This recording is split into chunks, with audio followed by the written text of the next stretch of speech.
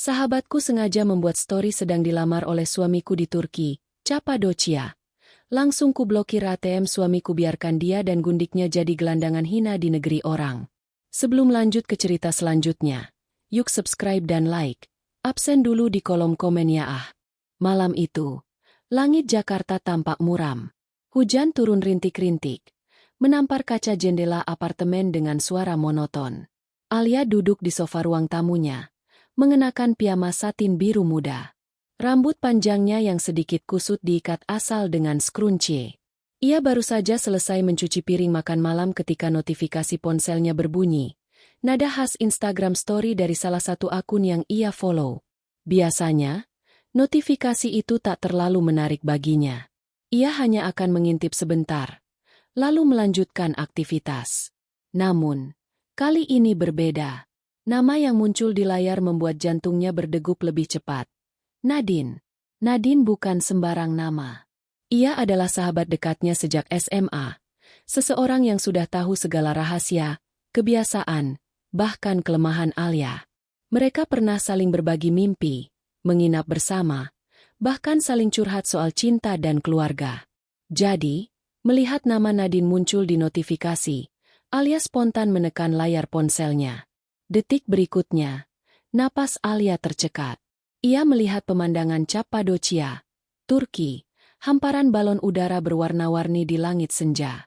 Namun bukan itu yang membuat tubuhnya kaku, melainkan adegan di tengah layar. Nadine, sahabatnya, berdiri anggun mengenakan dres putih, tersenyum lebar. Di hadapannya, seorang pria berlutut sambil menyodorkan cincin berkilau. Pria itu adalah Reza, suami sah Alia. Tangannya bergetar. Hampir saja ponsel itu terlepas dari genggamannya. Pandangannya kabur seketika, seolah otaknya menolak menerima kenyataan pahit di depan mata. Caption story itu menampar lebih keras daripada 1000 tamparan fisik. Akhirnya cinta sejati datang di negeri indah Cappadocia. Terima kasih untuk kejutan tak terlupakan ini, sayangku. Ada emoji hati berwarna merah, ada tag akun Reza, dan ada musik romantis yang sengaja Nadine pilih. Lagu yang dulu selalu Alia dan Reza dengarkan bersama. Lutut Alia lemas. Ia menjatuhkan tubuhnya ke sofa. Tangisnya langsung pecah tanpa bisa ditahan. Air matanya mengalir deras, bercampur dengan rasa sesak di dada yang menghimpit seperti batu besar. Ya Allah, apa ini nyata? Apa ini mimpi buruk? Gumamnya dengan suara bergetar. Ia mencoba mengusap layar, berharap itu hanya editan, hanya prank. Hanya sesuatu yang salah. Tapi story itu nyata. Beberapa detik kemudian, muncul story lain. Nadine memamerkan cincin di jarinya, mendekatkannya ke kamera dengan senyum penuh kemenangan. Di belakangnya, Reza berdiri sambil merangkul bahunya. Keduanya tampak bahagia. Bahagia di atas penderitaan Alia. Yang lebih menyakitkan, story itu dibuat sengaja untuk diperlihatkan. Nadine tahu bahwa Alia masih follow Instagramnya. Nadine tahu bahwa Alia akan melihatnya. Itu bukan sekadar pamer kebahagiaan, tapi pamer pengkhianatan. Pikiran Alia kacau. Ingatannya melayang pada momen-momen beberapa minggu lalu. Reza pamit padanya dengan alasan perjalanan bisnis ke Eropa. Katanya ada konferensi penting yang harus dihadiri.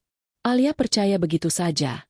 Bahkan ia yang membantu menyiapkan koper, menyelipkan jas favorit Reza, dan menambahkan parfum yang biasa dipakainya. Alia bahkan menyiapkan doa agar perjalanan Reza lancar. Kini, semua itu terasa seperti kebodohan. Ternyata, Reza pergi bukan untuk urusan bisnis, tapi untuk mengkhianatinya bersama orang yang paling ia percaya. Alia mengusap wajahnya kasar, mencoba menghapus air mata, tapi malah semakin deras. Ia ingin marah, ingin menjerit, tapi suaranya tertahan di kerongkongan. Ia menatap layar ponsel yang masih terbuka, memperlihatkan wajah Nadine yang penuh kebahagiaan. Hati-hati ya, Al. Nanti kamu sakit kalau terlalu percaya sama orang. Kalimat itu terngiang di kepalanya. Itu dulu ucapan Nadine, saat mereka sama-sama duduk di bangku SMA, bercanda soal cinta. Alia tak pernah menyangka kalimat itu akan menjadi kenyataan pahit dalam hidupnya. Notifikasi lain berdatangan. Teman-temannya yang juga follow Nadine mulai mengirimkan pesan pribadi. Li, kamu lihat story Nadine? Astaga, itu beneran suami kamu, kan? Kuat ya, jangan nangis. Pesan-pesan itu menusuk lebih dalam. Semua orang kini tahu pengkhianatan ini. Luka Alia bukan lagi sekadar rahasia rumah tangga, tapi sudah jadi tontonan publik. Ia tak tahan lagi. Ponselnya ia lempar ke meja. Tubuhnya membungkuk. Kedua tangannya menutupi wajah. Isak tangisnya mengguncang seluruh ruang tamu. Dalam hati, Alia merasa dikhianati bukan hanya oleh Reza, tapi juga oleh persahabatan yang ia jaga puluhan tahun. Nadine, yang selalu ia bela mati-matian saat orang lain meremehkannya. Nadine, yang sering ia bantu dengan uang ketika kepepet. Nadine, yang ia anggap saudara. Dan sekarang, sahabat itu berdiri di negeri orang, memamerkan kebahagiaan hasil dari penghancuran rumah tangganya. Jam terus berdetak. Hujan di luar kian deras. Alia masih terisak. Namun pikirannya perlahan mulai jernih. Rasa sakit itu berubah menjadi bara. Ia menatap langit-langit apartemennya, mengusap air mata yang masih tersisa. Bibirnya bergetar, tapi kini keluar sebuah kalimat yang penuh tekad. Baiklah, kalau mereka ingin bermain kotor, aku akan tunjukkan siapa yang sebenarnya kalah. Tangannya meraih ponsel lagi. Kali ini bukan untuk menangis, tapi untuk memulai langkah. Ia membuka aplikasi perbankan digital yang selama ini ia kelola bersama Reza. Jemarinya bergerak cepat, dingin, tanpa ragu. Tapi ia menahan diri sejenak. Belum sekarang, batinnya. Alia tahu, balas dendam manis butuh waktu. Ia akan biarkan Reza dan Nadine larut dulu dalam euforia, sebelum ia meruntuhkan segalanya. Malam itu, Alia tidak lagi sekadar istri yang tersakiti. Ia berubah menjadi perempuan yang siap melawan. Luka yang disiarkan ke publik akan dibalas dengan kehinaan yang lebih besar. Dan itu baru permulaan. Hujan telah reda. Malam Jakarta menyisakan aroma tanah basah yang masuk lewat celah jendela. Alia duduk memeluk bantal di ruang tamu.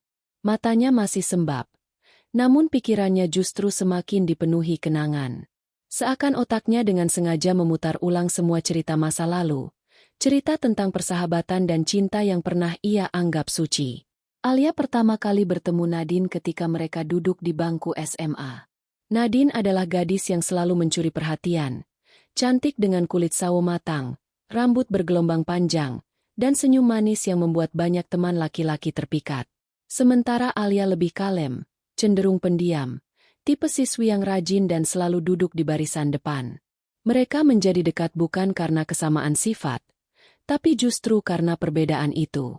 Nadine yang ceria selalu menyeret Alia ikut ke kantin, ikut ke acara sekolah, atau sekadar nongkrong di depan kelas.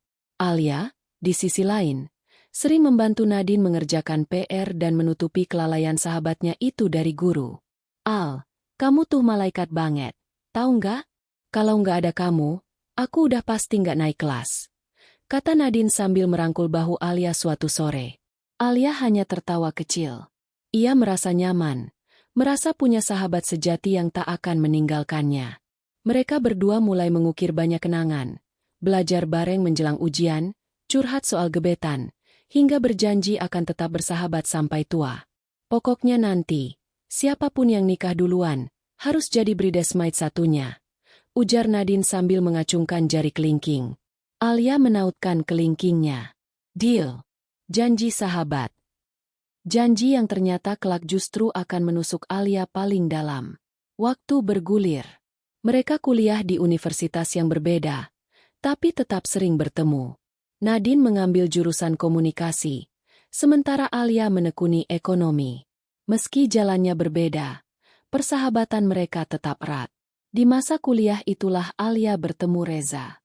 Ia adalah kakak tingkat yang cerdas dan berwibawa. Alia awalnya mengenalnya lewat organisasi kampus.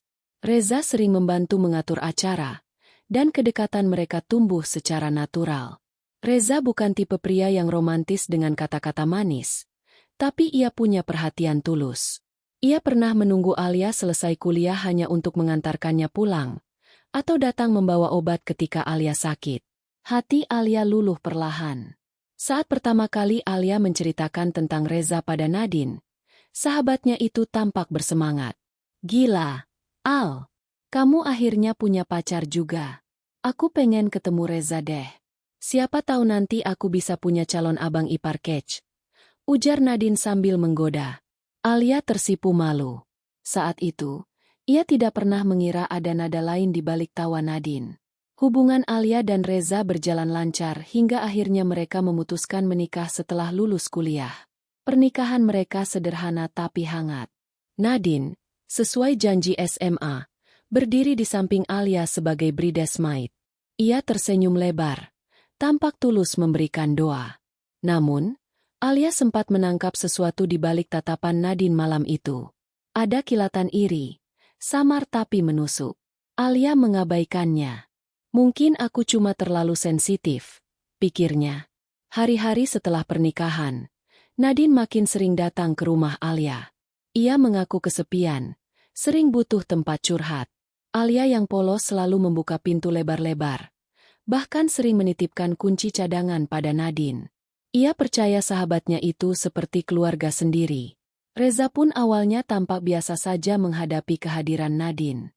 Kadang mereka bertiga makan malam bersama, bercanda bersama, hingga menonton film bareng di ruang keluarga. Alia merasa hidupnya sempurna, punya suami yang penyayang dan sahabat yang setia.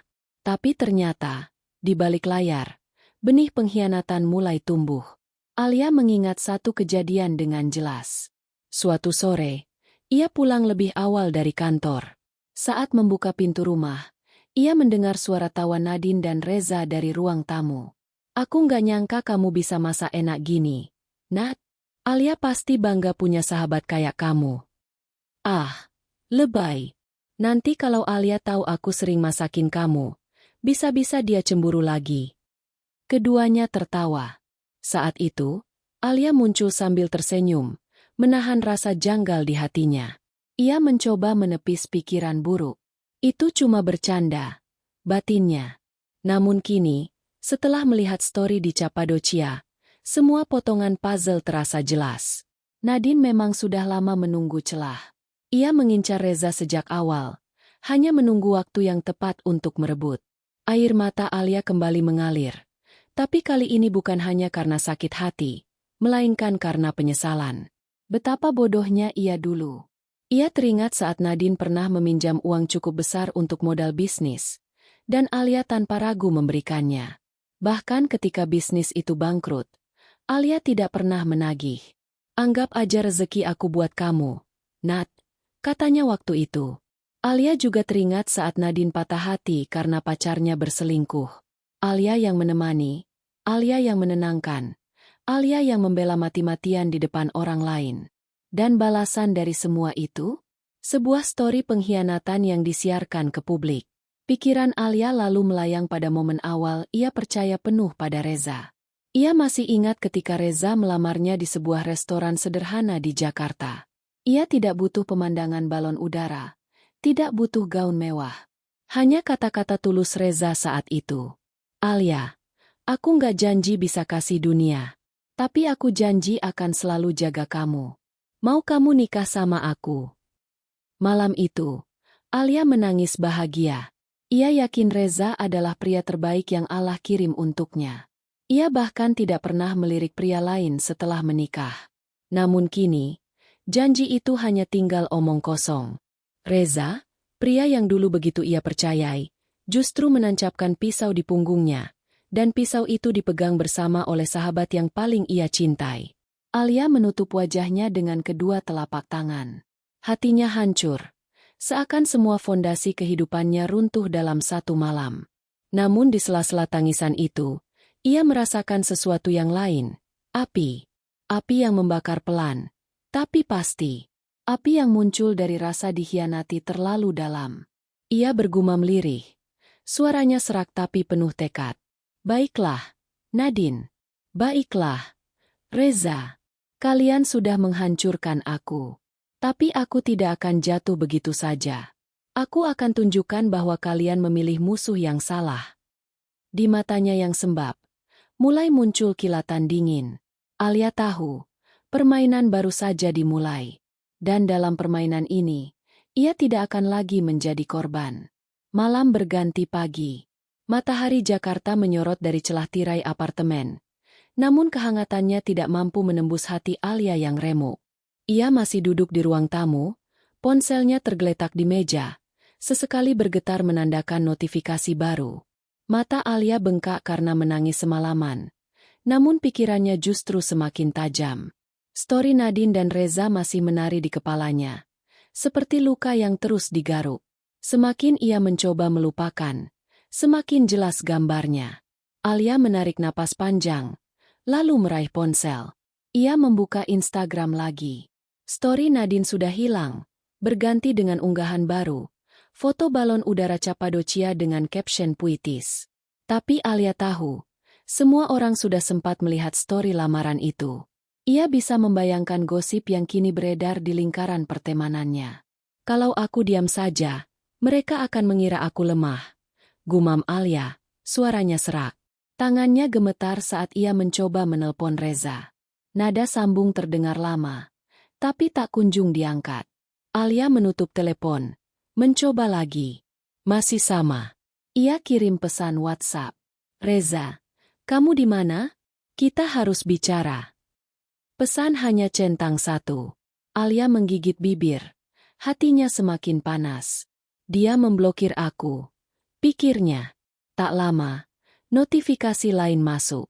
Bukan dari Reza, melainkan dari salah satu teman kuliah dulu.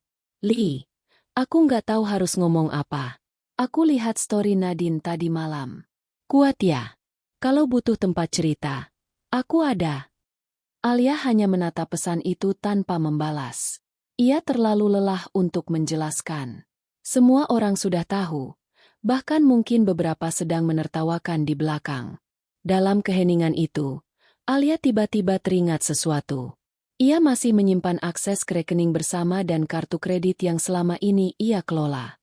Reza, sejak awal menikah, menyerahkan semua urusan keuangan pada Alia. Katanya, aku percayakan semua ke kamu, Al. Kamu lebih teliti. Alia membuka laptop, masuk ke akun internet banking. Matanya langsung melebar ketika melihat catatan transaksi terbaru. Beberapa hari lalu, ada pembelian tiket pesawat internasional untuk 2 orang. Nama penumpangnya, Reza Mahendra dan Nadine Putri. Jantung Alia seolah berhenti berdetak. Jadi benar, mereka merencanakan perjalanan itu bersama-sama. Dan lebih menyakitkan lagi, perjalanan itu dibiayai dari rekening rumah tangga yang sebagian besar berasal dari gaji Alia juga. Ia menggulir layar lebih jauh. Ada transaksi hotel di Turki, restoran mewah, bahkan toko perhiasan. Nominalnya tidak kecil. Alia memejamkan mata, merasakan kemarahan bercampur getir. Uang yang seharusnya digunakan untuk masa depan mereka, untuk rencana membeli rumah baru, malah dipakai untuk membiayai perselingkuhan. Kurang ajar, bisiknya lirih. Alia tak bisa menahan lagi. Ia bangkit dari sofa, berjalan mondar-mandir di ruang tamu. Setiap langkahnya seperti menambah bara di dadanya. Berarti selama ini mereka sudah merencanakan ini. Nadine pura-pura jadi sahabat, pura-pura setia. Reza pura-pura jadi suami baik. Dan aku yang mereka bodohi habis-habisan. Tangannya mengepal, kukunya menancap di telapak tangan. Ia ingin marah, ingin memecahkan sesuatu. Tapi di balik amarah itu, muncul kesadaran, ia tidak boleh gegabah. Jika ia langsung menyerang sekarang, mereka mungkin akan punya cara untuk membalikan keadaan. Tapi jika ia tenang, ia bisa merencanakan balasan yang lebih mematikan. Alia menatap layar laptopnya lagi. Satu kalimat muncul di kepalanya. Senjata mereka berasal dari uangku. Aku akan rebut kembali kendali itu. Siang itu, Alia mulai menyusun strategi. Ia menyimpan semua bukti transaksi ke folder khusus, lengkap dengan screenshot story Nadine.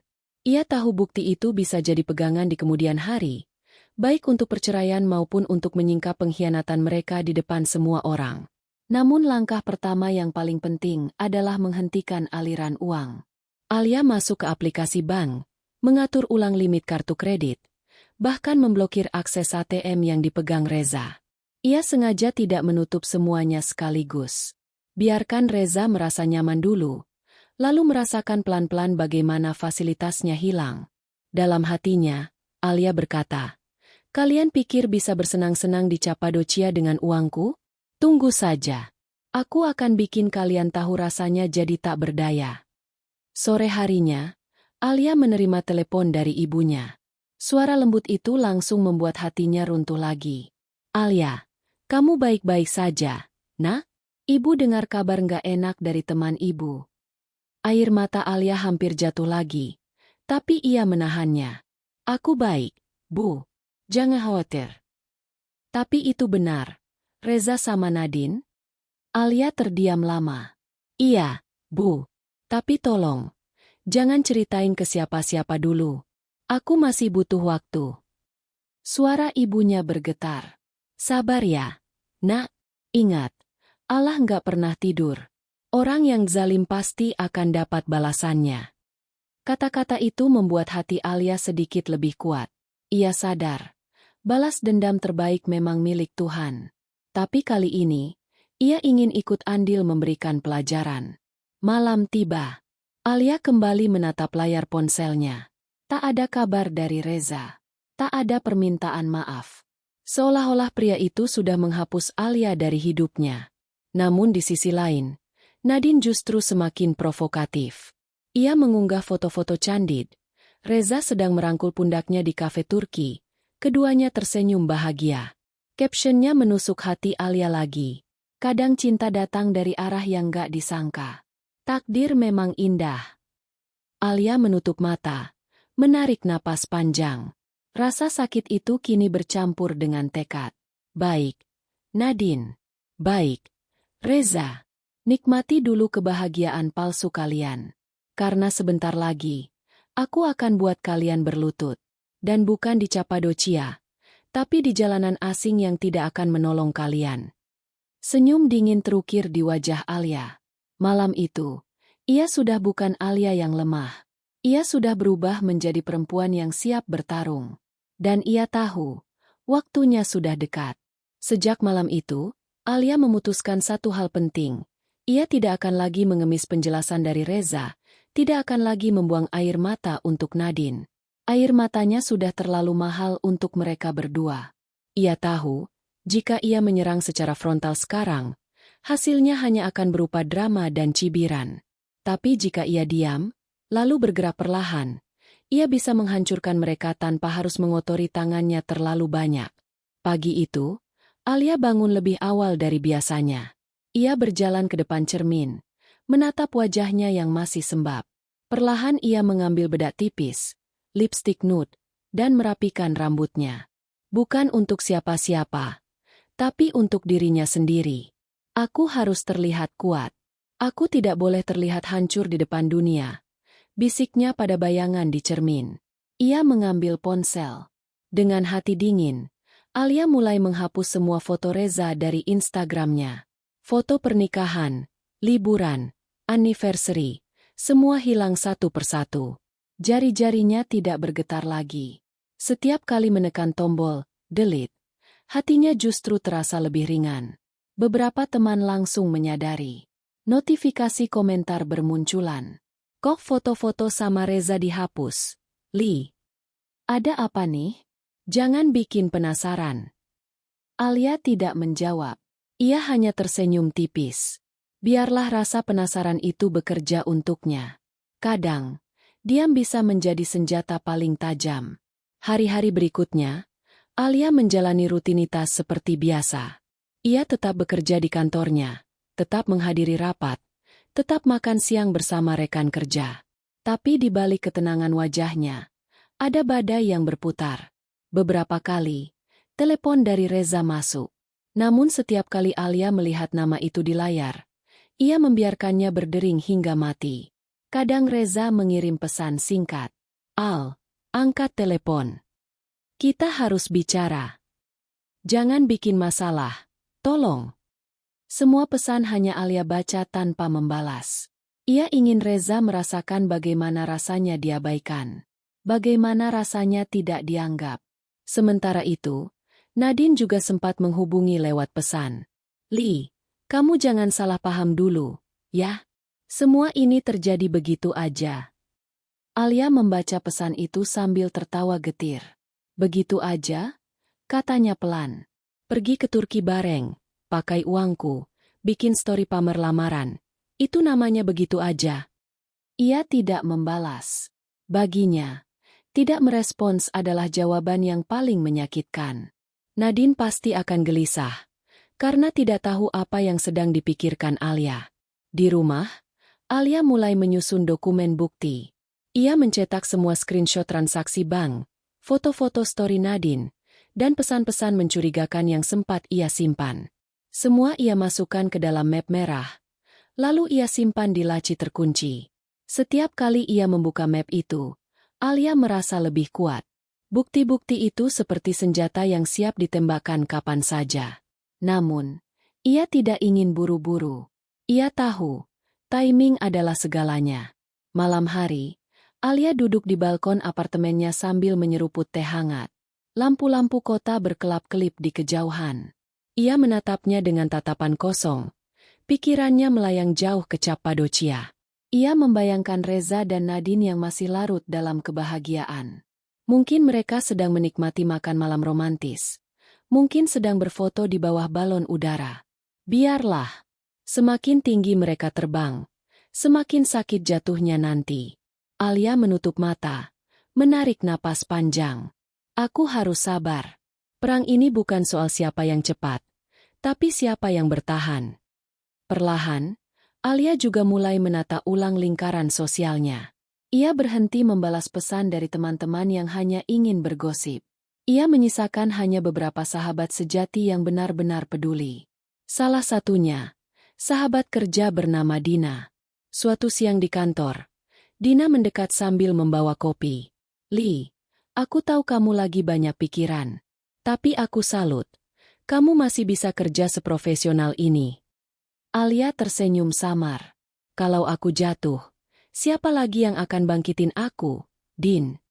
Dina menggenggam tangannya erat. Kamu kuat. Dan aku yakin, orang yang nyakitin kamu pasti akan dapat balasannya. Ucapan itu menghangatkan hati Alia. Setidaknya, masih ada orang-orang yang tulus di sisinya. Hari berganti hari. Alia semakin lihai memainkan peran. Di luar, ia tampak biasa saja, bahkan lebih tegar dari sebelumnya. Di dalam, ia terus merencanakan langkah demi langkah. Reza semakin panik. Pesan-pesannya semakin panjang. Nada suaranya di voicemail semakin keras. Alia, kamu nggak bisa gini. Aku suami kamu. Kamu harus dengerin aku. Tapi bagi Alia, semua itu hanya terdengar seperti gonggongan anjing. Ia tak lagi merasa gentar. Justru ia menikmati melihat Reza mulai goyah. Suatu malam, Alia kembali membuka internet banking. Ia melihat saldo rekening masih cukup besar. Ia tahu Reza akan segera mencoba menarik uang untuk membayar hotel atau tiket pulang. Senyum dingin terukir di wajahnya. Sebentar lagi, Reza. Sebentar lagi aku tarik semua. Biar kamu tahu rasanya kehilangan kontrol. Alia menutup laptop, lalu berdiri di depan jendela. Refleksi dirinya tampak jelas di kaca. Mata yang dulu penuh cinta kini dipenuhi tekad. Perang dingin ini bukan hanya soal uang atau reputasi. Bagi Alia, ini soal harga diri. Ia tidak akan membiarkan dirinya diremehkan. Ia tidak perlu berteriak, tidak perlu mencaci. Diamnya sudah cukup untuk membuat lawan ketakutan. Diamnya adalah badai yang sedang menunggu waktu untuk meledak. Dan di Cappadocia yang jauh di sana, dua orang yang dulu paling ia cintai sedang menari di atas jurang. Mereka tidak sadar, tanah di bawah kaki mereka sudah retak, dan Alia lah yang akan menentukan kapan mereka jatuh. Malam itu, sebelum tidur, Alia menulis satu kalimat di buku catatannya. Tulisan itu besar dan tegas. Kemenangan terbaik adalah saat musuh hancur tanpa perlu aku menyentuhnya. Ia menutup buku itu, memeluknya, lalu memejamkan mata. Untuk pertama kalinya sejak pengkhianatan itu, ia tidur dengan senyum tipis di wajah. Perang dingin dalam diam telah dimulai. Alia duduk di meja kerjanya, ditemani secangkir kopi hitam yang aromanya pekat. Matanya menatap layar laptop, sementara jemarinya bersiap di atas keyboard. Malam itu bukan malam biasa. Malam itu adalah momen yang sudah ia tunggu-tunggu sejak menemukan bukti pengkhianatan Reza dan Nadine. Langkah pertamanya sederhana tapi mematikan, mengendalikan keuangan. Selama ini, hampir semua tabungan keluarga memang ditaruh di rekening gabungan atas nama Alia dan Reza. Reza sering memegang kartu ATM, tapi Alialah yang menjadi admin utama. Itu artinya, hanya dengan beberapa klik, ia bisa memutus semua akses Reza terhadap uang. Ia menarik napas panjang, lalu masuk ke akun internet banking. Di layar, terpampang angka saldo yang cukup besar. Saldo yang selama ini dipakai Reza bukan hanya untuk kebutuhan rumah tangga, tapi juga ternyata untuk membiayai plesiran mesra bersama Nadine. Senyum dingin menghiasi bibir Alia. "Kamu pikir aku akan diam, Reza? Kau salah besar." Dengan cepat, ia mengubah password, menonaktifkan kartu debit Reza, lalu mengatur agar semua notifikasi transaksi hanya masuk ke nomor ponselnya. Tak sampai 5 menit, akses Reza terputus total. Tinggal satu langkah lagi, transfer saldo ke rekening pribadinya. Alia memasukkan jumlah penuh, menekan tombol confirm, lalu muncul notifikasi transaksi berhasil. Ia bersandar di kursi, menutup laptop, lalu bergumam. "Selamat menikmati Cappadocia tanpa uang, Reza. Semoga indah sesuai mimpimu." Sementara itu, ribuan kilometer jauhnya, pagi yang cerah menyapa Cappadocia. Balon-balon udara mulai terbang di langit biru. Reza dan Nadine baru saja turun dari balon yang mereka sewa.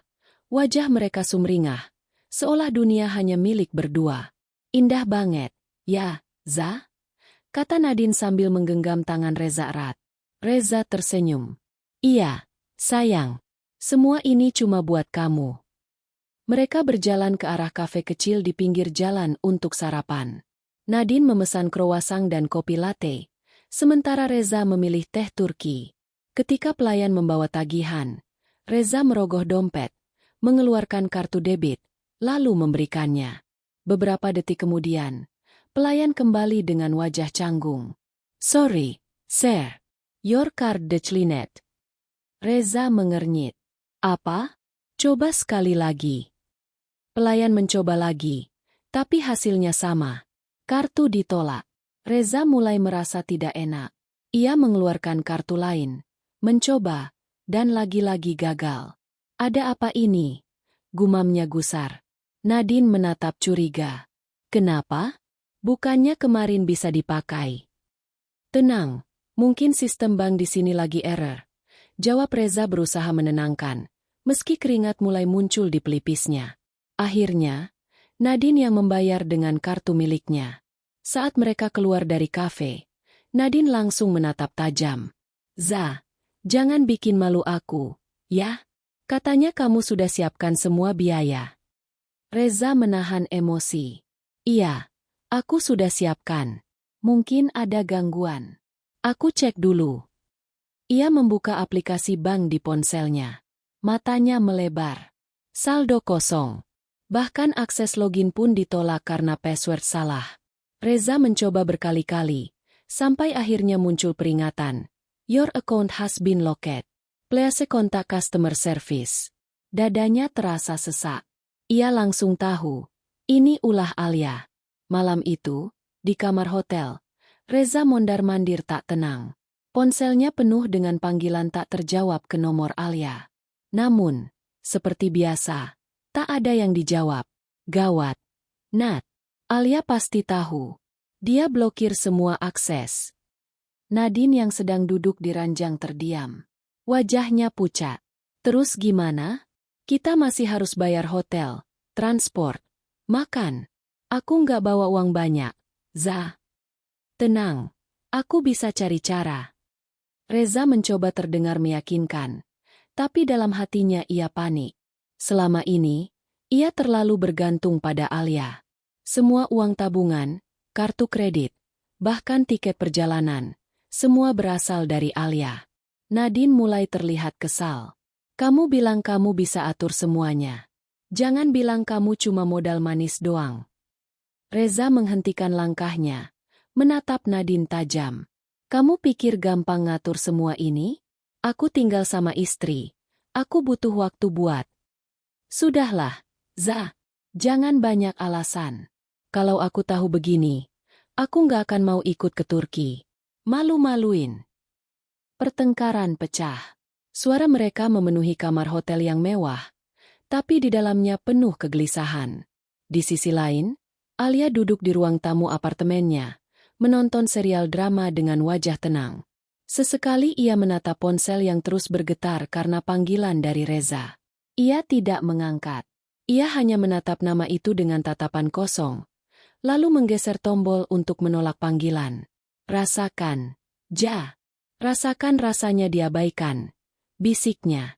Setiap panggilan tak terjawab adalah musik indah di telinganya. Setiap pesan panik dari Reza adalah puisi balas dendam yang membuatnya semakin kuat. Hari-hari berikutnya di Cappadocia berubah drastis bagi Reza dan Nadine.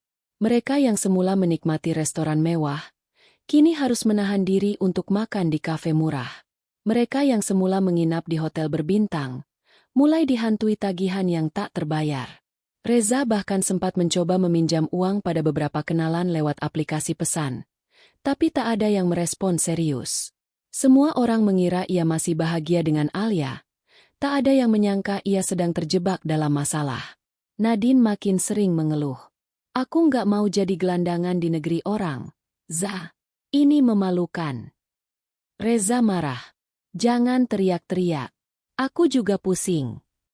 Hubungan yang tadinya mesra kini penuh pertengkaran. Cinta yang mereka banggakan di media sosial berubah jadi beban. Alia tahu semua ini akan terjadi. Ia tahu Reza akan goyah tanpa kendali finansial.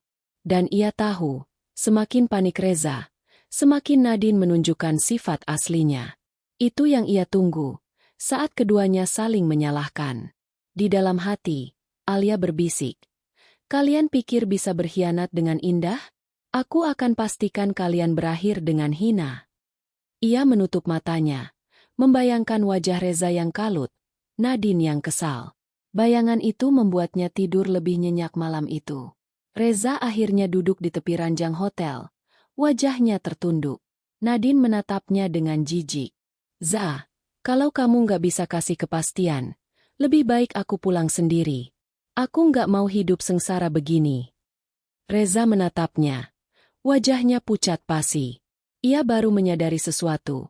Ketika uang hilang, cinta Nadine pun ikut hilang. Dan di kejauhan, Alia tersenyum.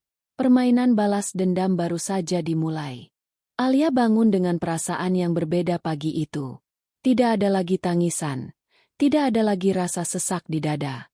Yang tersisa hanyalah ketenangan dan keyakinan baru. Ia berjalan ke depan cermin, menatap wajahnya dengan senyum tipis. Kamu cantik, kamu kuat, dan kamu nggak butuh siapa-siapa buat bahagia. Bisiknya pada dirinya sendiri. Hari itu, ia memilih gaun sederhana berwarna biru muda, merias wajah dengan natural, dan menata rambutnya dengan gaya yang elegan. Untuk pertama kalinya setelah kejadian pengkhianatan itu, Alia merasa ingin menunjukkan dirinya ke dunia, bukan sebagai istri Reza, tapi sebagai Alia yang mandiri dan berharga. Di kantor, semua mata memandangnya. Ada yang berbisik-bisik, ada yang tersenyum penuh arti. Sejak Alia menghapus foto-foto Reza di media sosial, rumor mulai menyebar. Tapi yang mengejutkan banyak orang, Alia sama sekali tidak terlihat murung. Justru ia tampak lebih segar dari biasanya. Saat rapat berlangsung, Alia memimpin presentasi dengan percaya diri. Suaranya jelas, penjelasannya tajam, dan ide-idenya membuat semua peserta rapat terkesima. Setelah rapat, bosnya bahkan memanggilnya secara khusus. Alia, saya lihat performa kamu luar biasa akhir-akhir ini. Kamu siap kalau kita promosikan kamu jadi project manager untuk klien internasional? Mata Alia berbinar. Ia tahu, Kesempatan ini akan membuka jalan baru untuknya. Saya siap, Pak. Jawabnya tegas. Keluar dari ruangan itu, Alia tersenyum puas. Lihat, Za. Tanpa kamu, aku justru makin bersinar. Batinnya. Di sisi lain, Cappadocia yang awalnya terasa seperti surga kini berubah jadi neraka bagi Reza dan Nadine. Hari demi hari, tagihan hotel menumpuk. Uang Nadine yang tersisa tidak banyak. Hanya cukup untuk makan seadanya. Mereka tidak lagi bisa duduk di restoran mewah dengan pemandangan balon udara. Kini, mereka terpaksa makan roti kering dan sup murah di warung pinggir jalan. Wajah Nadine semakin sering masam. Za, aku nggak sanggup lagi kayak gini. Malu banget kalau orang-orang tahu. Reza duduk termenung di sudut kamar hotel, menatap ponselnya yang layar chatnya penuh dengan panggilan tak terjawab untuk Alia. Kalau aja Alia mau angkat telepon, semua pasti selesai. Gumamnya dengan suara serak. Nadine melotot. Kamu masih berharap sama dia? Hahaha. Kamu pikir dia bodoh mau nurut lagi? Dia sudah blokir kamu. Za. Sudah jelas dia nggak mau lihat muka kamu lagi. Kata-kata itu menusuk ego Reza. Ia ingin marah, tapi sekaligus sadar Nadine benar.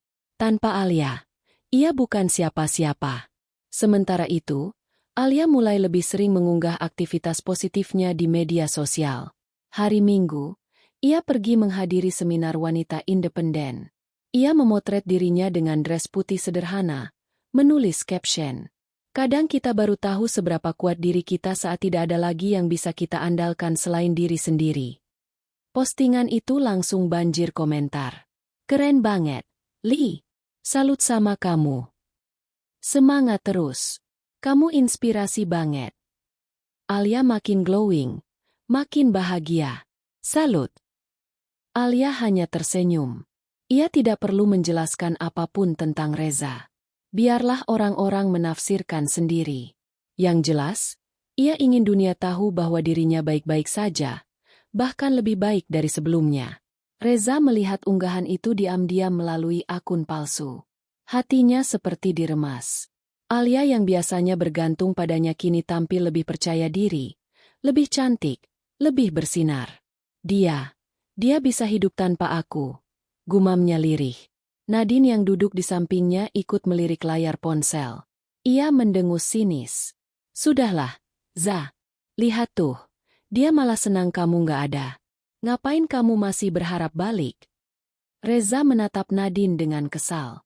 Kamu nggak ngerti. Aku sudah habiskan bertahun-tahun sama dia. Dia istri aku, Nat. Nadine balas menatap dengan tatapan dingin. Istri? Kalau kamu masih mikirin dia, kenapa ajak aku ke sini? Kamu pikir aku mau jadi pelarian kamu? Pertengkaran kembali pecah. Suara mereka bergema di kamar hotel yang kini terasa sempit dan menyesakan. Di Jakarta, Alia semakin fokus menata hidupnya. Ia mulai menulis jurnal setiap malam, mencatat apa yang sudah ia capai hari itu dan apa yang ingin ia lakukan ke depan.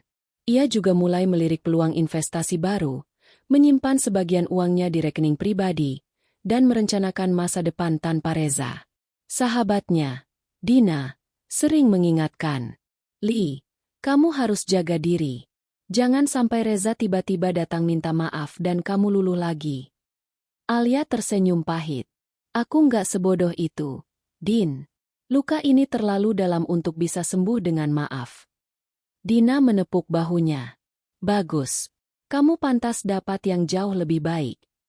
Sementara itu, kondisi Reza dan Nadine semakin parah. Karena tidak sanggup membayar perpanjangan kamar, mereka akhirnya diusir dari hotel. Malam itu, mereka menyeret koper di jalanan dingin Cappadocia, mencari penginapan murah. Tapi uang Nadine hampir habis, sementara Reza tidak punya akses apa-apa. Orang-orang yang melihat mereka mungkin mengira pasangan itu hanyalah turis kehabisan uang. Tapi bagi Alia, itu adalah momen yang ia tunggu, melihat mereka jatuh dari langit mewah ke tanah hina. Di apartemennya, Alia membuka laptop dan menatap layar kosong sejenak. Ia tahu Reza sedang menderita. Ia tahu Nadine semakin kesal. Tapi ia belum puas. Aku belum selesai. Ini baru permulaan, katanya lirih. Ia menulis sebuah rencana di buku catatannya. Langkah selanjutnya bukan hanya memutus keuangan, tapi juga menarik simpati publik. Dengan begitu, reputasi Reza akan benar-benar hancur, dan Nadine akan ikut terseret. Alia tahu, balas dendam terbaik adalah saat semua orang menyadari kebenaran tanpa ia perlu membuka aib secara frontal. Dan malam itu, ia tidur dengan tenang, sementara di Cappadocia, Reza dan Nadine kedinginan di kamar sempit yang dindingnya lembab. Kebangkitan Alia semakin nyata, dan kehinaan Reza baru saja dimulai. Langkah Alia terdengar mantap saat ia melangkah masuk ke ballroom Hotel Bintang 5 di Jakarta. Gaun satin berwarna marun melekat anggun di tubuhnya.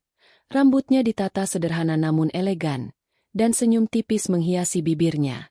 Malam itu ia diundang sebagai tamu kehormatan dalam acara gala amal yang dihadiri para tokoh bisnis dan sosialita. Beberapa kepala menoleh, berbisik-bisik. Alia menyadarinya, tapi ia tidak peduli. Ia tahu, rumor tentang rumah tangganya sudah menyebar luas. Tapi malam ini, ia ingin dunia melihat bahwa dirinya tidak hancur, justru semakin bersinar. Seorang kenalan lama menghampiri. Alia, kamu makin cantik ya. Semakin terlihat berkelas. Apa kabar? Alia tersenyum ramah. Baik, alhamdulillah. Saya lagi sibuk mengurus beberapa proyek baru. Mereka berbincang hangat. Tak ada satupun yang menyinggung soal Reza. Meski Alia tahu topik itu berputar di kepala banyak orang. Namun sikap tegas dan elegannya menutup semua celah gosip. Malam itu, Alia tampil bukan sebagai istri yang dikhianati, melainkan sebagai wanita independen yang tak bisa diremehkan. Sementara itu, ribuan kilometer jauhnya di Cappadocia, situasi Reza dan Nadine semakin memburuk. Setelah diusir dari hotel karena tak mampu membayar tagihan, mereka akhirnya pindah ke penginapan murah dengan dinding lembab dan tempat tidur keras. Nadine menatap sekeliling kamar dengan jijik. "Za, aku nggak percaya kita terjebak di tempat kayak gini. Dari hotel bintang 5 turun ke gubuk begini? Malu banget kalau ada yang lihat." Reza duduk di tepi ranjang. Wajahnya kusut. "Aku sudah coba semua cara. Nat, aku hubungi bank. Nggak bisa. Aku hubungi teman. Nggak ada yang bisa bantu." Nadine melipat tangan di dada. "Atau memang kamu dari awal nggak punya apa-apa? Semua ini kamu kasih ke aku modal dari uang istri kamu, ya?" Pertanyaan itu membuat Reza terdiam. Dadanya sesak. Ia tidak bisa menyangkal, karena itulah kenyataannya. Tanpa Alia, ia hanyalah pria biasa tanpa uang, tanpa gengsi. Nadine berdiri dengan emosi. "Kamu bohongin aku, Zah. Kamu bilang kamu bisa kasih aku hidup yang lebih baik. Ternyata kamu cuma numpang kaya dari istri kamu." Reza meledak. "Jangan salahin aku. Kamu juga tahu, aku masih punya tanggung jawab sama Alia. Tapi kamu terus desak aku bawa kamu ke sini." Pertengkaran itu pecah hebat. Tembok tipis penginapan murahan itu sampai bergema oleh suara mereka. Di Jakarta, Alia semakin menapaki jalannya sebagai wanita mandiri. Setelah acara gala amal itu, ia mendapat banyak undangan lain, seminar bisnis, forum perempuan, hingga talk show di televisi lokal. Di salah satu acara talk show, host bertanya, "Mbak Alia, apa sih rahasia tetap kuat meski banyak tantangan hidup?" Alia tersenyum anggun, lalu menjawab, "Menurut saya, jangan pernah mendefinisikan diri kita lewat orang lain. Kita harus sadar bahwa kita berharga karena diri kita sendiri, bukan karena siapa yang ada di samping kita." Ucapan itu langsung disambut tepuk tangan penonton. Banyak yang mengunggah potongan video itu ke media sosial, membuat nama Alia semakin dikenal sebagai sosok inspiratif. Sementara itu, Reza hanya bisa menonton dari layar ponsel bututnya di Cappadocia. Ia menemukan cuplikan wawancara itu dari akun gosip. Hatinya hancur. Dia benar-benar berubah. Dia kelihatan lebih bahagia tanpa aku, gumamnya lirih. Nadine yang duduk di sampingnya melirik sekilas. "Ya baguslah. Jadi kamu jangan mimpi dia bakal nolong kamu lagi." Ucapan itu seperti pisau yang menusuk ego Reza. Ia merasakan dunia menutup semua pintu baginya. Hari demi hari, Reza dan Nadine makin terjepit. Uang Nadine habis. Mereka mencoba pinjam ke turis lain. Ditolak. Bahkan mereka sempat berutang ke pemilik warung dekat penginapan untuk sekadar makan, hingga akhirnya ditagih dengan kasar. Suatu sore, pemilik penginapan mengetuk pintu kamar dengan wajah muram. Bayar kamar, atau keluar. Reza memohon. Beri saya waktu sedikit lagi, please. Pemilik penginapan menggeleng. No more time. Pay or leave. Nadine menatap Reza dengan tatapan penuh benci. Lihat tuh, kita sudah hina banget. Za, dari pasangan romantis yang kamu pamerin di story, sekarang jadi gelandangan di negeri orang. Aku benci kamu. Tangis Nadine pecah, sementara Reza hanya bisa menunduk. Ia tahu hidupnya sudah benar-benar terpuruk. Di sisi lain, Alia duduk tenang di balkon apartemennya. Ia baru saja pulang dari acara gala, masih mengenakan gaun maroonnya. Angin malam berhembus lembut, membawa ketenangan. Ia membuka ponselnya, membaca ratusan komentar positif dari orang-orang yang kagum pada transformasinya. Ini balasan yang lebih manis daripada sekadar marah-marah, batinnya. Alia tidak pernah mengunggah keburukan Reza. Ia tidak pernah menyebut nama Nadine. Tapi tanpa perlu bicara, dunia sudah bisa membaca siapa yang kalah dan siapa yang menang. Malam itu, Nadine berkemas. Aku nggak tahan lagi. Aku mau pulang ke Indonesia. Terserah kamu mau ngapain di sini. Reza menatapnya kaget. Nat, jangan gitu. Jangan tinggalin aku di sini sendirian. Nadine menatapnya dengan tatapan dingin. Aku nggak bodoh, Za. Kamu nggak punya apa-apa. Kamu cuma bikin aku sengsara. Kalau aku terus sama kamu, aku ikut jatuh. Tanpa peduli rengekan Reza, Nadine menyeret kopernya keluar kamar. Reza mengejarnya, tapi pintu sudah tertutup. Ia terduduk di lantai lorong penginapan. Wajahnya pucat, mata kosong.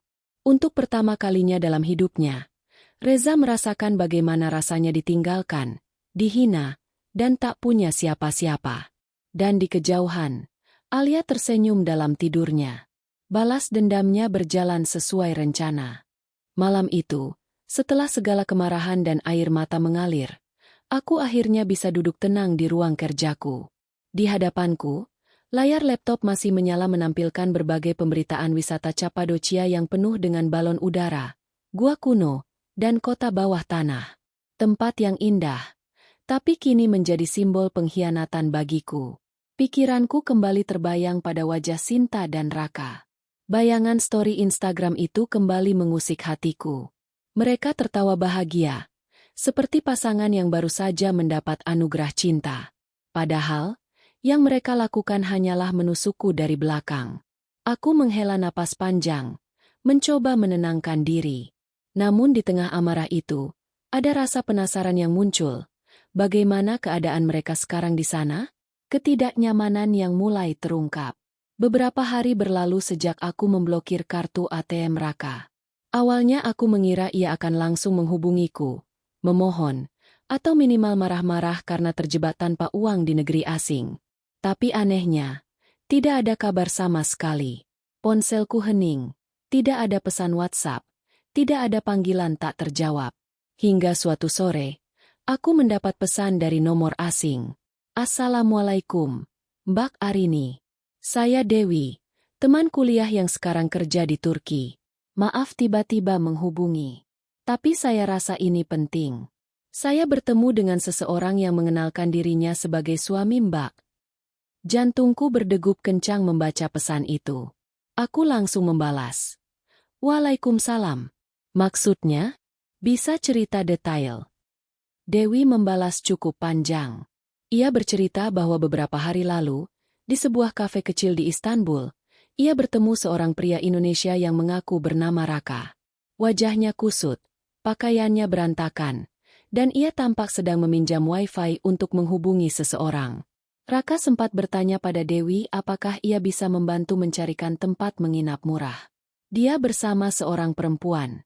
Mbak, kalau tidak salah namanya Sinta. Mereka tampak seperti pasangan, Tapi dari raut wajahnya, keduanya sama-sama kelelahan dan bingung. Sepertinya mereka sedang kehabisan uang. Aku menutup mulutku, nyaris terbahak. Jadi benar, mereka sedang sengsara. Tapi bagian dalam diriku yang masih manusia berdesir. Bagaimanapun, itu suamiku. Pesan yang membakar. Malamnya, Raka akhirnya menghubungiku. Nomornya asing. Tapi aku tahu itu dia. Arini, tolong jawab. Aku butuh bicara. Kami kehabisan uang di sini. Semua ATM tidak bisa dipakai. Aku tahu ini ulahmu. Kumohon, jangan begini. Setidaknya pikirkan aku sebagai ayah dari anak-anakmu. Aku membaca pesannya berulang-ulang. Ada rasa ingin balas dendam dengan mengabaikannya. Tapi di sisi lain, aku merasa puas karena ia akhirnya merasakan penderitaan yang selama ini tidak pernah ia bayangkan. Aku mengetik balasan perlahan. Kau pikirkan aku waktu kau berselingkuh dengan sahabatku sendiri? Kau pikirkan anak-anak saat kau melamar Sinta di depan umum? Tidak ada yang kupikirkan lagi selain kebenaran. Kau sudah menghancurkan rumah tangga kita sendiri. Selamat menikmati hidup barumu. Tak lama kemudian, pesan balasan masuk. Arini, jangan kejam. Sinta bahkan sakit sekarang. Dia tidak makan sejak kemarin. Aku juga bingung harus bagaimana. Tolong, untuk terakhir kalinya, kirimkan sedikit saja uang agar kami bisa pulang. Aku terdiam. Ada kepuasan sekaligus iba yang bercampur menjadi satu. Dukungan tak terduga. Keesokan harinya, aku menceritakan semuanya pada Dina. Sahabat yang selalu ada untukku itu langsung menepuk pundakku. Rin, jangan goyah. Itu akibat pilihan mereka sendiri. Kalau kamu lulus sekarang, mereka tidak akan pernah belajar. Biarkan mereka merasakan bagaimana rasanya hidup tanpa kepastian. Seperti kamu dulu ditinggalkan dalam gelap. Aku mengangguk pelan. Benar juga. Bukankah selama ini aku yang selalu mengalah? Aku hanya takut dosa. Din. Mereka manusia juga. Kalau soal dosa, yang berdosa lebih dulu siapa? Kamu hanya membela diri. Ingat, Tuhan tidak tidur. Perkataan Dina membuat hatiku mantap. Aku memilih untuk tidak mengirimkan uang sepeser pun. Kisah mereka sampai ke telingaku. Hari-hari berikutnya, kabar dari Dewi semakin sering datang. Ia rupanya merasa iba, karena Raka dan Sinta benar-benar kesulitan. Mereka sempat tidur di terminal bus. Bahkan Sinta hampir pingsan karena kedinginan. Dewi menuliskan pesan yang panjang. Aku ingin menolong, Mbak. Tapi aku juga serba terbatas. Mereka meminta uang pinjaman. Aku curiga, kalau aku beri, belum tentu mereka kembalikan. Jadi aku tidak berani. Aku hanya ingin Mbak tahu kondisi mereka. Aku membaca pesan itu sambil menghela napas berat. Di satu sisi, aku puas melihat mereka jatuh. Di sisi lain, hatiku masih ada simpati. Tapi aku memilih diam. Karena dalam hati kecilku, aku ingin mereka tahu, hidup itu tidak bisa seenaknya. Pengkhianatan punya harga yang harus dibayar. Balasan dari semesta. Seminggu setelah itu, aku kembali mendapat pesan dari Raka.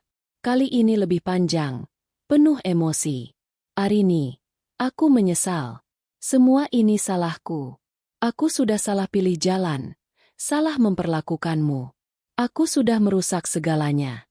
Tolong, jangan biarkan aku hancur begini. Aku janji kalau aku bisa pulang, aku akan menjelaskan semuanya. Aku akan berubah. Aku menatap pesan itu lama sekali. Air mata mengalir. Tapi bukan karena iba, melainkan karena aku sadar. Semua janji itu pernah kudengar sebelumnya. Berkali-kali. Dan berkali-kali pula ia mengingkarinya. Kali ini, aku tidak ingin tertipu lagi. Aku membalas singkat. Semoga kau belajar dari penderitaanmu. Selamat tinggal, Raka. Setelah itu, aku memblokir nomor asingnya. Malam itu aku tidur dengan hati yang lebih tenang. Tidak ada lagi bayangan wajah Raka dan Sinta tertawa di Cappadocia. Kini, yang ada hanyalah gambaran mereka yang lusuh, kebingungan, dan menyesali pilihan mereka sendiri. Aku tahu, semesta sedang bekerja. Tuhan sedang menunjukkan bahwa keadilan itu nyata. Bahwa pengkhianatan tidak pernah berakhir manis. Dan aku mulai merasa bebas. Bebas dari jerat cinta palsu. Bebas dari belenggu pengkhianatan. Bebas dari rasa takut ditinggalkan. Karena yang sebenarnya ditinggalkan, kini bukan aku. Merekalah yang ditinggalkan oleh keberuntungan, kenyamanan, dan harga diri mereka sendiri. Bandara Soekarno-Hatta selalu ramai. Orang datang dan pergi dengan wajah penuh harapan, entah untuk bertemu keluarga, mengejar rezeki, atau sekadar menjemput kenangan. Namun sore itu, di tengah kerumunan penumpang yang baru mendarat dari Istanbul, ada dua wajah yang jauh berbeda dari keramaian, Raka dan Sinta.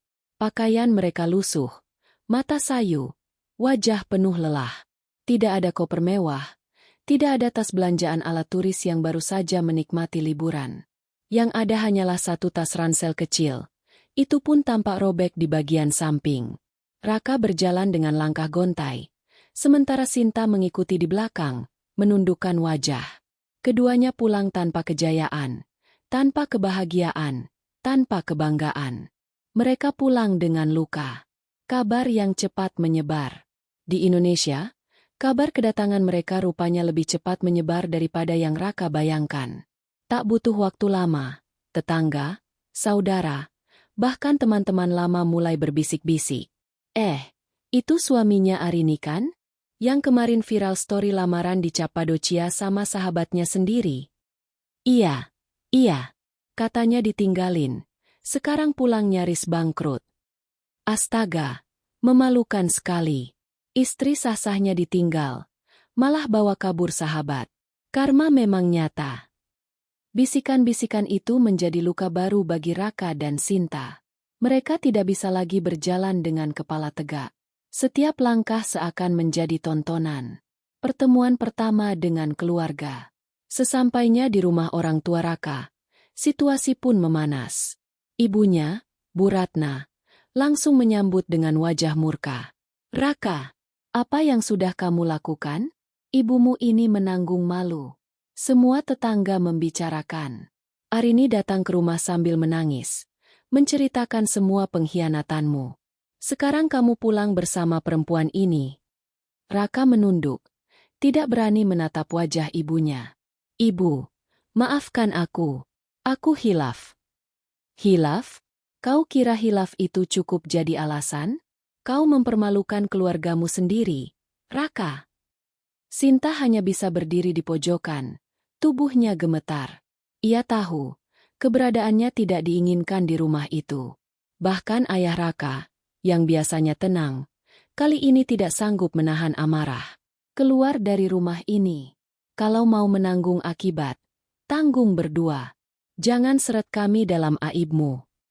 Kata-kata itu membuat hati Raka hancur. Ia berharap pulang bisa memberi sedikit rasa aman, tapi ternyata justru ditolak mentah-mentah. Hidup di pengasingan. Karena tidak diterima di rumah orang tuanya, Raka akhirnya membawa Sinta ke sebuah rumah kontrakan kecil di pinggiran kota. Kontrakan itu sempit, lembab, dan jauh dari kata layak. Sinta mulai sering mengeluh. Rak, aku nggak tahan hidup begini. Dulu kamu janji akan bahagiakan aku. Katanya kita akan hidup penuh cinta. Tapi apa yang aku dapat sekarang? Hidup miskin, dicibir orang, bahkan keluargamu sendiri menolak kita. Raka mengusap wajahnya dengan frustrasi. Aku sudah berusaha, Sin. Tapi keadaan sekarang berbeda. Aku kehilangan pekerjaanku. Reputasiku hancur. Semua karena kebodohanku sendiri. Bukan hanya kamu yang rugi. Aku juga kehilangan segalanya. Sahabatku, keluargaku, bahkan harga diriku. Apa kamu pikir aku nggak sakit? Pertengkaran demi pertengkaran semakin sering terjadi di antara mereka. Cinta yang dulu terasa membara kini berubah menjadi api yang membakar diri sendiri. Arini yang semakin kuat. Sementara itu, aku, Arini, justru semakin kuat. Aku tidak lagi menangis setiap malam. Justru aku mulai fokus pada pekerjaanku, membesarkan anak-anak, dan membangun kehidupan baru. Lingkungan sekitar yang awalnya kasihan padaku, kini justru mengangkatku sebagai sosok inspiratif. Lihat, Arini tegar sekali. Ditusuk dari belakang, tapi masih bisa bangkit. Iya, dia hebat. Tuhan pasti akan beri ganti yang lebih baik. Aku hanya tersenyum setiap kali mendengar itu. Dalam hati, aku tahu bahwa kekuatanku datang dari luka yang aku alami. Luka itu kini menjelma jadi tameng yang membuatku tidak lagi rapuh. Karma yang nyata. Hari demi hari, keadaan Raka dan Sinta semakin terpuruk. Raka gagal mendapatkan pekerjaan karena reputasinya sudah tercoreng. Beberapa perusahaan menolak dengan alasan tidak cocok. Tapi ia tahu sebenarnya karena isu perselingkuhan yang viral itu sudah sampai ke telinga banyak orang. Sinta pun mulai merasa menyesal. Ia sadar, memilih Raka adalah pilihan terburuk dalam hidupnya. Tidak ada lagi gemerlap Cappadocia. Tidak ada lagi foto-foto romantis di balon udara. Yang ada hanya kenyataan pahit di kontrakan sempit. Suatu malam, Sinta berkata lirih pada Raka, "Andai aku bisa memutar waktu, aku tidak akan pernah merebutmu dari Arini. Karena ternyata, kebahagiaan yang kudapat hanya sebentar. Sisanya hanyalah kesengsaraan." Raka terdiam. Air matanya jatuh tanpa bisa ditahan. Ia sadar, ia kehilangan segalanya. Istri yang setia, keluarga yang mencintai, bahkan harga dirinya sebagai lelaki. Pertemuan yang tak terduga. Beberapa minggu kemudian, aku tanpa sengaja bertemu dengan mereka di sebuah minimarket. Raka tampak membeli roti murah, sementara Sinta menunggu di luar dengan wajah lelah. Saat mata kami bertemu, dunia seolah berhenti sejenak. Raka menunduk, tidak berani menatapku. "Arini." Suaranya serak. Aku menatapnya dingin. "Kamu tidak perlu bicara apa-apa lagi, Raka. Semua sudah selesai." Sinta hanya menunduk. Wajahnya memerah karena malu. Aku menatapnya sekilas, lalu berkata, "Semoga kalian sadar, pengkhianatan tidak pernah membawa bahagia. Jangan cari aku lagi." Aku lalu melangkah pergi dengan kepala tegak. Untuk pertama kalinya, aku benar-benar merasa bebas. Kini, kehidupan sudah berubah. Aku tidak lagi menjadi korban, melainkan pemenang. Sementara Raka dan Sinta harus menanggung konsekuensi dari pilihan mereka sendiri. Mereka pulang ke tanah air dengan luka, sementara aku melangkah maju dengan kekuatan baru. Dan di dalam hatiku, aku tahu, inilah bentuk keadilan yang paling indah. Hampir 1 tahun berlalu sejak pengkhianatan besar itu terjadi. Jika dulu aku adalah perempuan yang hancur, kini aku berdiri sebagai Arini yang baru, lebih kuat, lebih berani, dan lebih bahagia. Luka yang berbuah kekuatan. Aku masih ingat jelas malam-malam penuh tangis ketika stori lamaran itu muncul di layar ponselku. Rasanya seluruh hidupku runtuh, seolah aku kehilangan segalanya. Tapi kini, saat aku menoleh ke belakang, aku bersyukur pernah melalui itu semua. Karena tanpa luka itu, aku tidak akan pernah tahu betapa tegar diriku. Aku tidak akan pernah tahu bahwa aku mampu berdiri sendiri, membesarkan anak-anak tanpa harus bergantung pada seorang lelaki yang jelas-jelas mengkhianati. Di rumah kecil kami, suasana jauh lebih damai. Tidak ada lagi pertengkaran kecil, tidak ada lagi rasa curiga, tidak ada lagi air mata yang jatuh setiap malam. Anak-anakku tumbuh dengan penuh kasih sayang. Mereka melihat ibunya sebagai sosok yang tangguh, bukan lagi perempuan lemah yang ditinggalkan. Raka dan Sinta yang terpuruk. Sementara itu, kabar tentang Raka dan Sinta semakin membuatku yakin bahwa semesta memang adil. Mereka hidup berpindah-pindah kontrakan, seringkali kesulitan membayar sewa. Pekerjaan Raka tidak pernah stabil. Kadang ia bekerja serabutan, kadang menganggur berbulan-bulan. Sinta pun tidak lagi setia seperti dulu. Ia sering mengeluh keras, bahkan sempat meninggalkan Raka untuk kembali ke rumah orang tuanya. Namun keluarganya sendiri sudah tidak menerima. Akhirnya, ia kembali pada Raka dengan wajah penuh penyesalan. Cinta yang dulu mereka pamerkan ke seluruh dunia kini tinggal debu. Tidak ada lagi balon udara. Tidak ada lagi senyum penuh kebanggaan di Cappadocia. Yang ada hanyalah realita pahit. Dua pengkhianat yang hidup dalam kesengsaraan. Aku tidak pernah lagi menatap mereka dengan amarah. Justru aku merasa iba. Karena ternyata, hukuman terbesar bagi pengkhianat bukanlah dimaki orang lain, melainkan hidup dalam penyesalan yang tak berkesudahan. Sahabat yang sebenarnya. Dina tetap menjadi sosok yang selalu ada di sisiku. Ia tidak hanya menemani di saat aku jatuh, tapi juga mendukungku bangkit. Rin, aku salut sama kamu. Kamu nggak cuma bertahan, tapi bisa membuktikan bahwa hidupmu lebih indah tanpa mereka. Katanya suatu sore ketika kami duduk di kafe sederhana. Aku tersenyum, menyesap kopi hangat. Aku belajar dari semua yang terjadi. Din, ternyata, kehilangan bukan akhir segalanya. Justru seringkali, itu awal dari kehidupan baru yang lebih baik.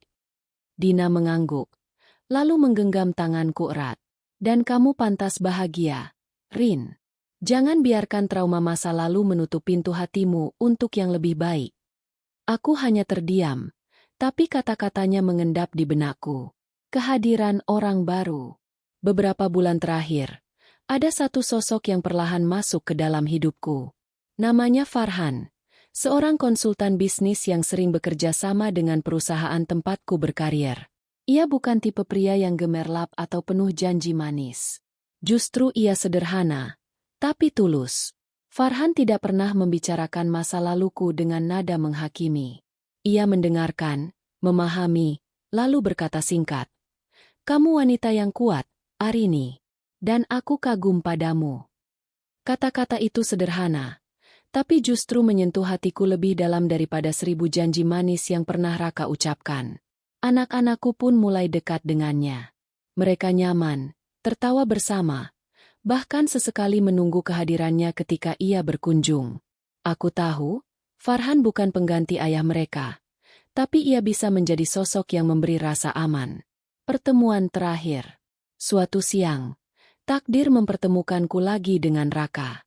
Ia menemuiku di depan rumah, tubuhnya kurus, wajahnya pucat, dan matanya penuh kelelahan. Arini, suaranya lirih, hampir patah. Aku berdiri tegak, menatapnya tanpa rasa benci. Ada apa, Raka? Ia menunduk, lalu berkata, aku hanya ingin minta maaf. Aku tahu, kata-kata ini tidak akan pernah cukup. Tapi aku benar-benar menyesal. Hidupku hancur. Sinta pun tidak lagi sama. Aku sadar, aku kehilanganmu, istri terbaik yang pernah kumiliki. Aku terdiam sejenak, lalu menghela napas panjang. Raka, maafmu sudah bukan untukku. Itu untuk dirimu sendiri. Belajarlah memaafkan dirimu, lalu jalani hidupmu. Karena aku sudah memaafkan, tapi tidak akan pernah kembali. Air mata jatuh dari matanya. Ia ingin bicara lagi, tapi aku sudah melangkah masuk ke rumah dan menutup pintu. Untuk pertama kalinya, aku merasa benar-benar selesai. Tidak ada lagi ruang untuk masa lalu. Menatap masa depan. Malam itu, aku duduk di teras rumah bersama anak-anak. Mereka tertawa kecil saat bercerita tentang sekolah. Hati kecilku berbisik, inilah kebahagiaan yang sesungguhnya. Aku tidak lagi peduli pada cibiran orang, tidak lagi takut ditinggalkan. Karena aku tahu, kebahagiaan bukan bergantung pada siapa yang menggenggam tanganku, melainkan pada kekuatanku menggenggam hidup ini sendiri. Farhan datang beberapa saat kemudian, membawa kue kesukaan anak-anakku. Wajahnya tersenyum hangat, seakan ingin mengatakan bahwa hari-hari ke depan akan lebih indah. Aku menatapnya lama, lalu tersenyum.